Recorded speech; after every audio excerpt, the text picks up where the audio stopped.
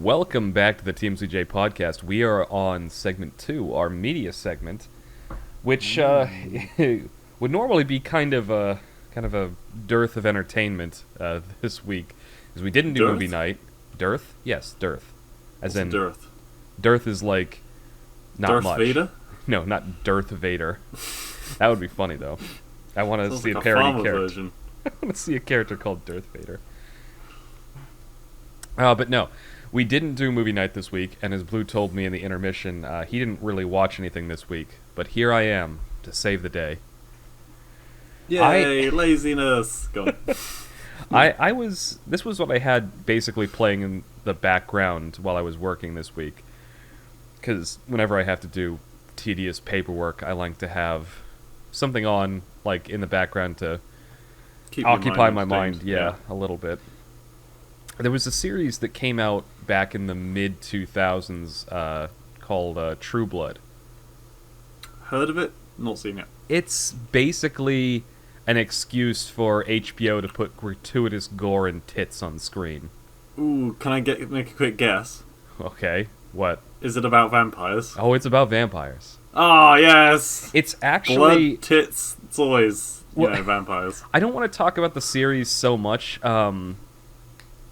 The series, the early seasons were actually pretty entertaining. It was a great series in terms of social commentary. Okay. Because it's set in the American South in Louisiana, I think. Yeah. Wait, when you say Louisiana. Americans... Louisiana, that's still in... It's It's on not like Brazil. no. Like the American, as in the U.S. American. Yeah. The southern coast of the U.S. That always confused me when I was a kid growing up, because I was like, it's still America. Why isn't it just like... Why don't they... I don't know. Anyway. It's because of the U.S. It's because they're united, yes. No. It's because it's obvious, and I think that's going to be something that is going to become more distinct in the future. But it's just because on the two continents for quite a long time, especially during the Cold War, Sorry. Gesundheit, like only the United States was like we were the only country on this continent that people were talking about internationally. That's changed. Like, people actually give a crap about several countries throughout the Americas now. It could also just be, Americans are narcissistic. And so we're thinking, like, oh, America, that's just us. Forget about that other continent over there. Stupid question. Is Hawaii part of the US, or is Yes, it part it of is. the South? Nope, Okay. Hawaii is part of the U.S. It is the 50th state. Alright. Is Panama? No. Although Panama, okay. Is that the divide?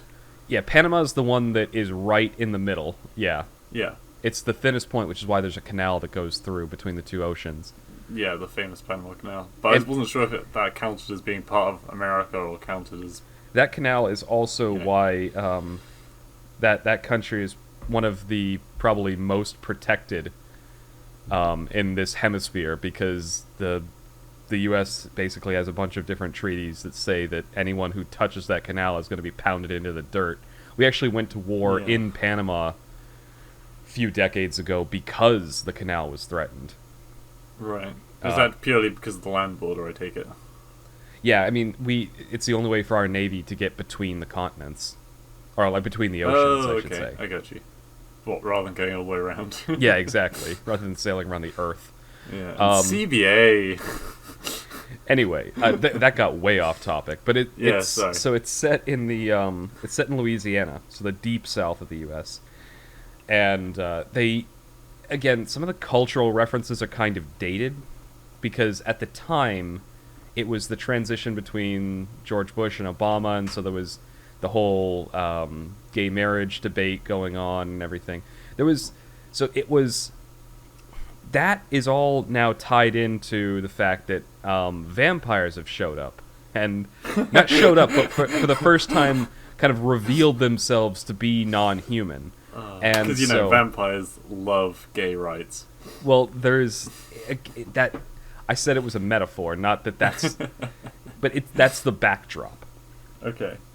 Anyway, it's... like I said, some of the cultural references are a bit dated, but the series itself actually is a very decent character drama for most of it. It starts in the later seasons. It starts to get just like the story takes a backdrop, and then the rest, and it's really just about gore and tits. Okay. But that's not. At least it's got the gore. That's not why I bring it up, though, because I don't want to go through a detailed analysis of the series because it would be a waste of time. We'd need a lot more fishing puns. The reason I bring it up is because it's based on a book series. And it's actually the book series that Twilight ripped off. I was going to say, is this somehow connected to Twilight in some way? It is way? Connected to... This book series came out first. Okay. The Twilight author ripped off the story and adapted it for horny teenagers. But yes, okay. As opposed to horny adults, I guess. Yeah, well, exactly. But the original story is told entirely from the first... well, not the first person, but from the perspective of one character. Okay. The main female lead. She is the protagonist of the story. But the HBO adaptation of the show is told from multiple perspectives, and it has like subplots that are mentioned in the books but never elaborated on because that main character doesn't see them happening. Right, okay, so, sorry, the HBO shows scenes that aren't in the books. It shows scenes that are mentioned in the books but don't happen directly. They don't happen in front of you in the book. In the book, It's told entirely from one character's perspective, but the show is told from about a dozen characters' perspectives. Okay, so maybe she comes across someone and they're like, did you see what happened over there? Yeah, she is still, even in the show, she is still the focal point. Like, all the events rotate around her. She is the main character. But there are a whole bunch of, like, little subplots that happen and things on the show. The reason... I mean, I guess... Sorry. The reason I bring that up is because on kind of a second watch-through, while I was kind of had it on the background this week, I started to notice there are quite a few characters that seem to behave in a very bipolar manner. Like, they're kind and understanding, one scene or one season, and the next season they're like a psychotic killer, or they have like they're raging against something. Yeah. Okay. Like, one scene they're a coward, the next scene they're a brave hero, and there doesn't seem to be a whole lot of development around it. And what I started to notice was all the scenes with that girl in them, the characters behave the most consistently. And that made me think that the people who were adapting the book to the show, they were given, like, a lot of latitude when they weren't pulling directly from the book. And so the result is, with any scene that she's not in, the characters start behaving kind of erratically because they're not following the book. Right, it's just like another story trapped inside the original. Exactly, yeah. So I was thinking about that. An adaptation from a book that's mostly in the first person, right, around one character, being adapted to a format where you're looking at a bunch of different characters and different perspectives. Anyway, I kind of rambled a little bit there. You wanted to jump in a couple times. I want to know your thoughts. So I assume they did that to kind of when you said that they kind of added in the scenes that you wouldn't have seen in the books. Yeah, I assume that's to keep the show fresh, because then even the people who have read the books can be like, we never saw what happened. This is actually quite interesting to see what happened behind the scenes, kind of thing. Maybe. I wouldn't. You know what? I think that what do you think alienated them? I wouldn't know. I don't know anyone who read the books first. Okay. A friend of mine and I, we watched these shows on TV when they came out, back in the mid-2000s, but I believe she actually read the first couple books after we watched the show, and that's how I found out that it was mostly told through the it was all told through the perspective of this one girl in the story. Right. Otherwise I probably wouldn't have known that. But from what I think it's less... it's less to add things for that. That's why I think it's less to add things for a recurring audience who has read the books, and more because if they did the entire thing from one perspective, it wouldn't have been very entertaining TV. Okay. I think by having all this diverse cast of characters with different interests and goals and all these subplots going on, it made it much more entertaining to watch. Yeah, I'm sure it probably would, because it's more content. Yeah, do you think it... So, was it... I'm trying to get a grip on what kind of category it would fall into. So, I assume it's not like a horror, right? No, although there are quite a bit of horrifying and very gory moments in it. Okay. It's so, more... I mean, vampires classically are horror, but they've kind of become not horror in recent years. Oh, they're portrayed as fairly horrifying. Like, there's just off the top of my head, I can think of one character who, in multiple episodes, rips out a person's throat, punches a person's heart out, bites and, like, is essentially, banging someone while people bleed out next to him. Like, it's... Yeah. I mean, that's kind of classic vampire, yeah. It is, and so it's very much in the category of classic vampire. Mm. It's not the... Stuff that you wouldn't get in Twilight, really. Yeah, it's not the sparkle vampires from Twilight. No, okay. Because, like I said, vampires there used to be nothing really attractive about a vampire. I mean, look at Nosferatu. He was an ugly son of a bitch. Well, they don't go in that perspective. Basically, the vampires in this series, they're like... Basically, however they were as humans, they remain that way exactly. So if you were a lazy fat ass as a human, you're a lazy fat ass as a vampire. Well, you look that way. Yeah, you'd still be like... I take it they still have like the superhuman strength and superhuman strength and speed. Some of them can fly. They can hypnotize people. Right. The one big twist is that their blood, if human beings drink it, it gives them like extra strength and vitality and heals any sort of injuries that they might have. It's a bit weird considering humans generally can't drink blood without getting infected by some kind of disease. Yeah, I again, that's the one kind of deviation they take from the classic idea of what a vampire can do and is. Yeah. In this universe, vampire blood equals Red Bull. Yes, essentially. It gives you wings.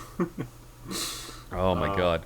But yeah. it is a very interesting series. I enjoy it, but having watched it now in 2021, I'm like, okay.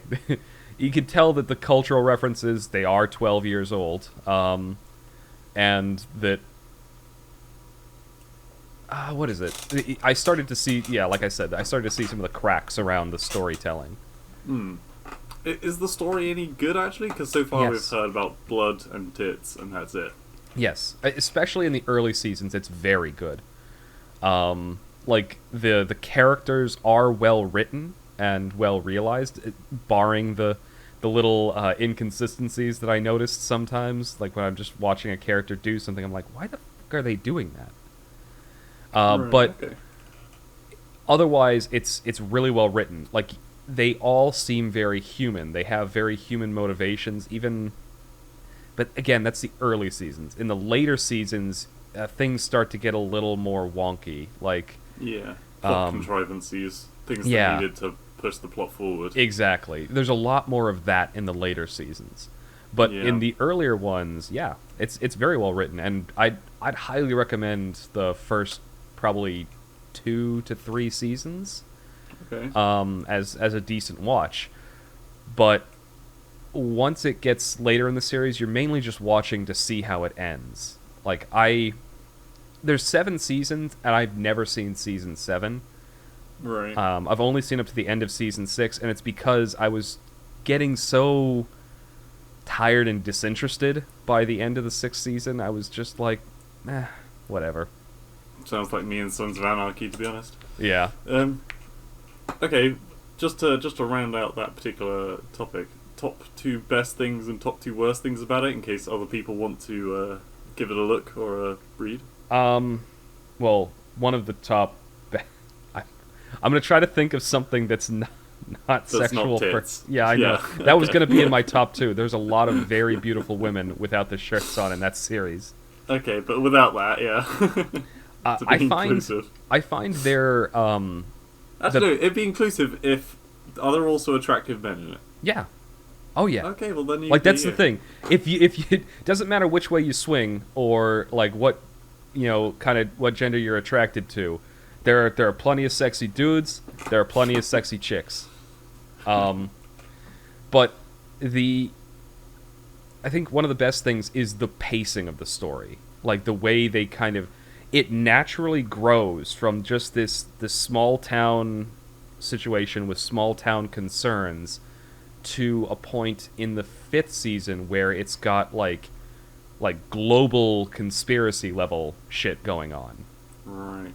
And it does it very naturally. Like thinking back, like if you just look at end of season 5 and beginning of season 1, you're like, how the hell did that happen? But it's a very natural progression. Yeah, kind of like with Peaky Blinders, how they start out, it's just like the fight over Birmingham, and by a couple of seasons later, it's like the whole of England. Right, exactly. Now they're getting involved in international politics. Yeah. Birmingham. Sorry. Birmingham. Told me you're all bad men. Sorry, I love that accent. There's another good thing probably is the special effects in it. Moving away from the story, the special effects in it are very good. Like, especially for the time. Like, it's very well done. How they do pretty believable looking like ways to make the vampires seem fast and strong, and they do a very good job. Like the gore, if that's your thing, is very realistic looking. Like to the point where some scenes to the point where some scenes are genuinely disturbing. So if you're faint-hearted about blood, don't watch this show. I mean, to be fair, you don't. I mean, neither of us are great with gore. Well, right. So if you're able to sit through it, I imagine I must be fine with it. Yeah, it's because I'm fine with gore as long as there's a point. I mean, I had to take classes in college and I had to do surgery on animals. Yeah. But so I think we all have to at some point. Well, living animals. Oh, okay, maybe not. Not dissections. I had to do open heart surgery on a rat as part of a class. And it, like, again, it bothers me. I think it's unhealthy if that sort of thing doesn't bother you. But I can deal with gore if there's a point. So, this one, the story and everything and the character development, like the gore, this is one of the problems I have in the later seasons. Gore seems to happen just for the sake of having it. But in the earlier seasons, when it happens, it's shocking and poignant, and it serves a purpose in the story. Yeah. So those top two good things, top two bad things, well, I've already said. Some of the characters act very inconsistently, especially in the later seasons, when their own subplots start to develop away from probably what the original book had. Another bad thing, on occasion, they will do things in the story that seems to just be trying to make like a cultural point. Right. And again, if you didn't like live through the mid 2000s, a lot of those cultural points won't make any sense today because was it? Sorry, No, go on. I thought you were gonna say, is it kind of an ethics push like they did with Doctor Who? It's not as ham-fisted as Doctor Who. There are some ethical points they do make, but they handle it relatively fairly for the most part. I don't know. They take it. I can't really do it justice. And again, it's mostly because I've watched the series twice now. The first watch through, you probably won't even notice it. And if you weren't old enough to pay attention to that sort of stuff in the mid 2000s, then you probably won't notice it either. But yeah, so that's good and bad. I'm trying to think of anything else bad. And I guess the other bad thing, because I won't belabor the cultural point too much, is just that it does taper off near the end. Yeah. It starts off strong and then kind of runs out of steam. Does it have a good ending though? Like an actual ending? I haven't seen the ending yet. I fully intend, now that I've rewatched a good chunk of the series, to watch season 7 for the first time. Right. Yes, you said you got that. Yeah. Yeah, because I've never seen it. I stopped at season 6, and I actually got to the end of season 6 this week.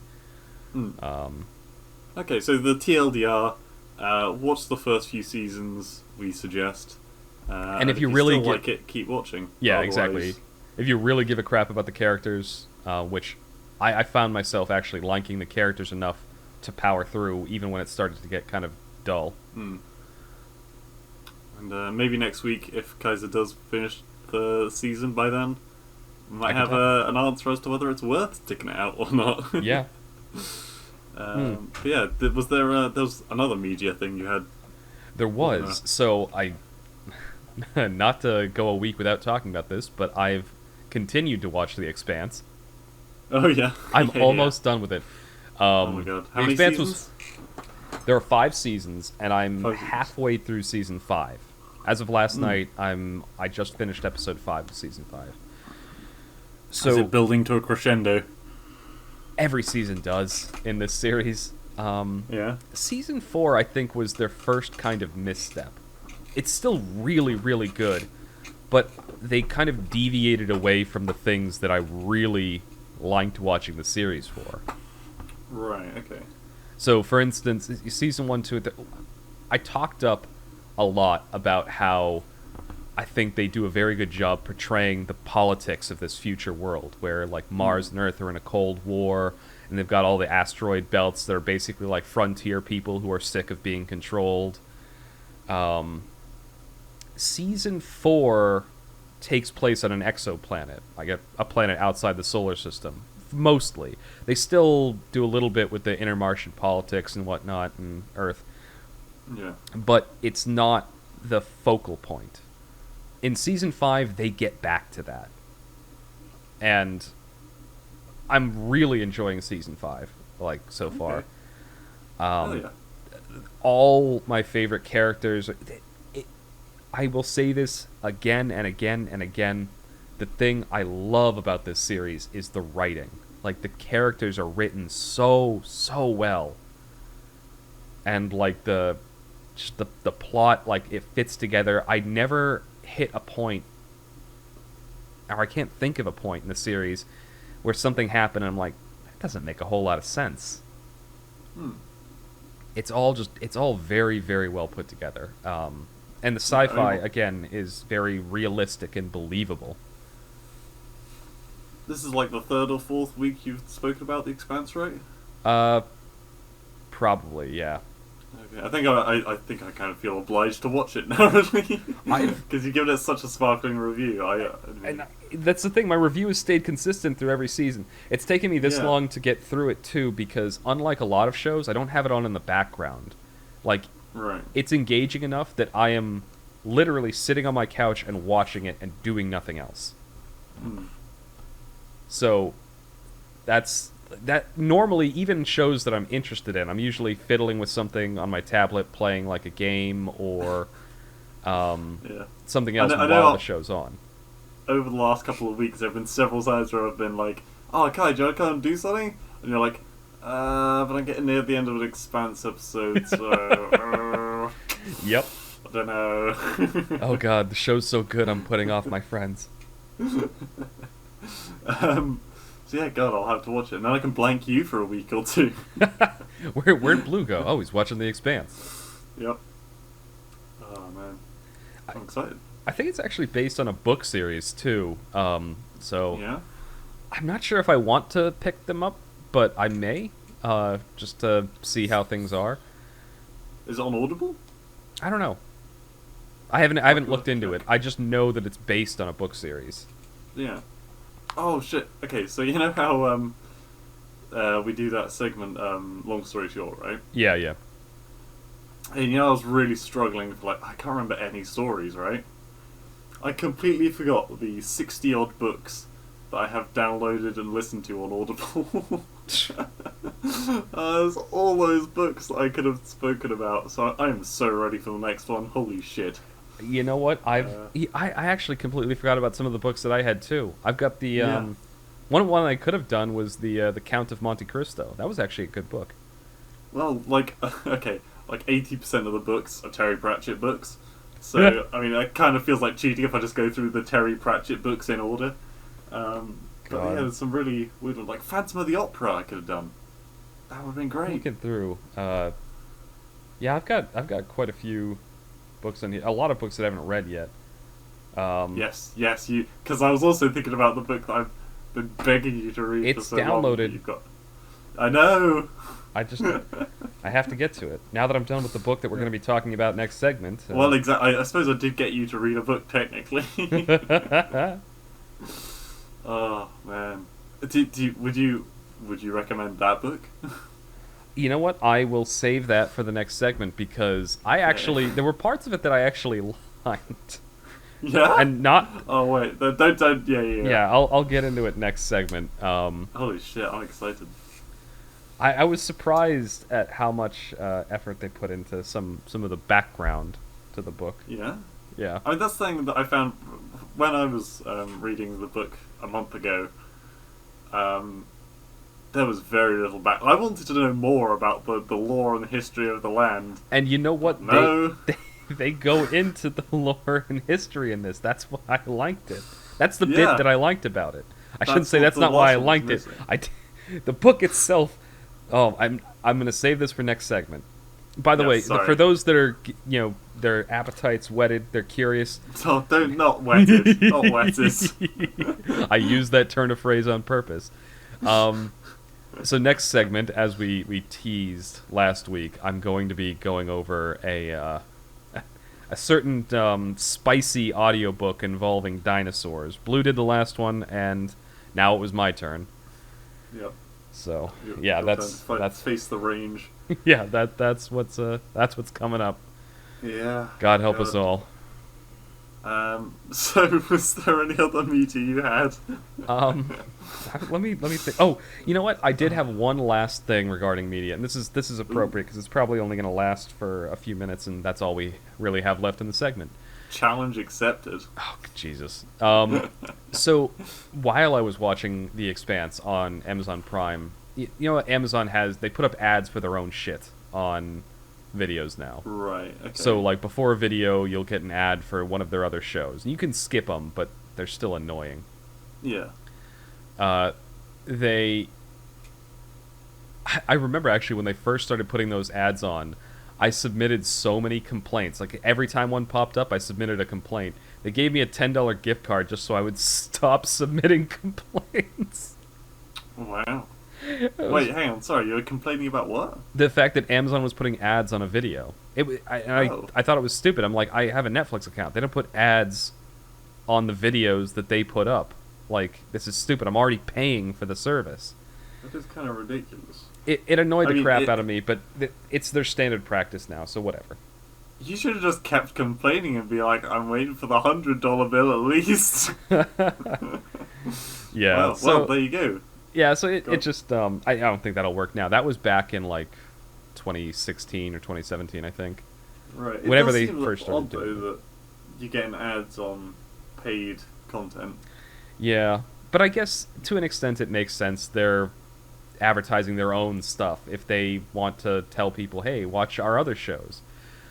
The problem is a lot of their other shows are crap. Yeah, I mean, are they skippable? Yes, they're skippable. Okay. Can you ad block them? No, especially not on the Xbox, which is where I'm watching. Shoot. So not anyway, that I use ad block. But that's not the topic that I was talking about. I noticed one of the shows, I didn't have my controller in hand, so I wasn't able to quickly skip it.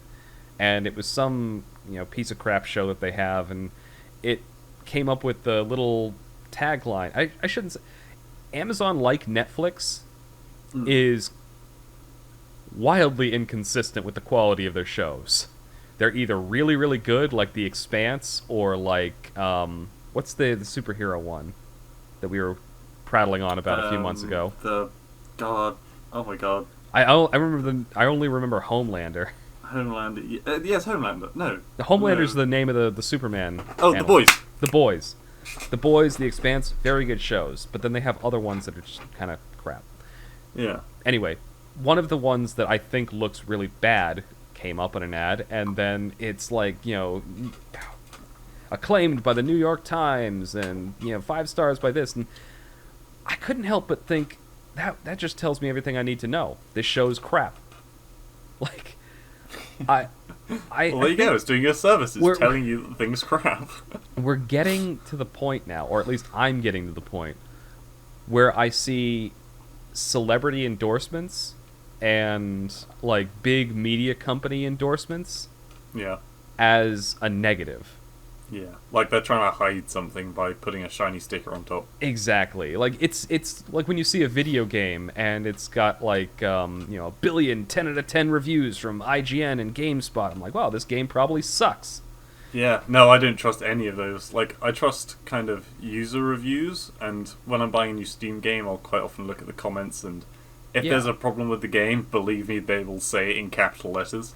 I think it's become just a commonly accepted thing that they're corrupt, yeah. Well, not that they're corrupt, but exactly that. Like, IGN is never going to give you an honest review, but if you go to like, that's why a lot of people like listen to individual game reviewers on YouTube or other platforms, because they're not necessarily tied to these big companies. The famous one is that dude that worked for GameSpot, who gave Kane & Lynch like a really shitty review. Not even really shitty, just he was like, he didn't like the game. And because the publisher advertised on GameSpot, they complained, and GameSpot fired the dude. Wow. Like, I can't remember his name, but it was a big controversy a few years ago. Yeah, I mean, fortunately, as we are kind of our own bosses on this platform, basically, we can pretty much say whatever the fuck we want. Oh, yeah. And hey, if someone wants to advertise us to play their game, great, brilliant, we love it, but we're not going to lie. Yeah, that's the thing. And that, I mean, it's integrity. You gotta... You can't polish a turd, and we're not going to pretend like it's something it isn't. But... And if you are ever like paid to review things, I like how YouTube has that feature to say this contains a paid promotion or something like that. Yeah. I like how have you seen the Yogscast's answer to that? No, I haven't. So the one of the founders of the Yogscast, Lewis, he went out into the park that's next to the office building with a megaphone and just screamed at a camera from across the park saying, "This is a paid promotion, by the way." And that's at the beginning of all their videos that have the paid promotion. That's awesome. Yeah, but one thing I thought you were going to bring up, which you didn't, was when they advertise things that are so different to the content that you're watching, right? So yeah, I used to watch a lot of Crunchyroll. Yeah. And I'm pretty sure it was Crunchyroll anyway. And I think I was watching something like Aggregates something. Okay. I can't remember. It's like some anime. A red panda. Some weeb trash. Yeah, it's a red panda that does prog rock when she's getting frustrated to calm herself down. And it's just chibi, it's anime, it's super cutesy. And then every quarter of a video, it'd be like, wait, there's an advert you've got to watch. Pause the fucking cutesiness. We got to show you something that me and Alicia came to regard as the creepy grandma advert. Oh my god. Where it's it was a horror advert. It was what's the word for real life production? Live action? Live action horror of this young girl that goes to stay with her grandparents or something, and her grandparents are serial killers. It's like advertising fucking makeup in the middle of Monday Night Football. It's really gruesome though, and it completely offsets you from this like adorable red panda to creepy grandma. Oh my god. Hey, look, here's some twee. Here's some body horror. Yeah. It's like, is this where the anime is going? Is this why it's like putting this kind of content out? Oh my god. But yeah, no, sorry, I thought that was where you were going with it. Japan's like interesting in I can't remember what. I think it's the manga My Hero Academia. Yeah. I've heard a lot about it. I haven't seen it. I've seen little bits and pieces. Scott and Mass had me watching it a few years ago. Of course. But that's not why I brought it up. Though I think it was that one. But a single issue of that manga outsold the entire comic book industry in the U.S. from either DC or Marvel. I can't remember which one. But like an entire company's comic book output was outsold by a single manga. Yeah. To be fair though, nowhere in the world has popular comics like Japan has popular comics. Oh yeah. And the thing is, it's still pretty like high production, high quality stuff. I mean, it's like any sport career or pop star career kind of thing. Unless you're doing like the best, I feel like you don't get paid that much. But if you're like one of these top tier animes like One Piece, Bleach, Hero Academia, then yeah, you absolutely make the big bucks. And so Dragon Ball Z in Deedles. Next time on the TMCJ. No, I'm sorry. I love the endings for Dragon Ball Z are fucking. That voice actor. Maybe we should do something like that for the podcast. Yeah, I could do the announcer next voice. Time on the podcast. This time on the TMCJ podcast. All right. Dino porn. we are clearly running out of ideas for this segment. We are. So let's end it there. Yeah. Let's just end it there. All right. This is going to be the end of segment 2 of the TMCJ podcast. Thank you all for listening, and you will hear my emotional sorrow momentarily. Yeah. God. Please don't go away and stay to listen for the 3rd segment of this week's podcast. Yeah. You will regret it. All right, I'm cutting it off there. We're done. Go. This is the end of segment 2. See you in segment We're stopping. 3.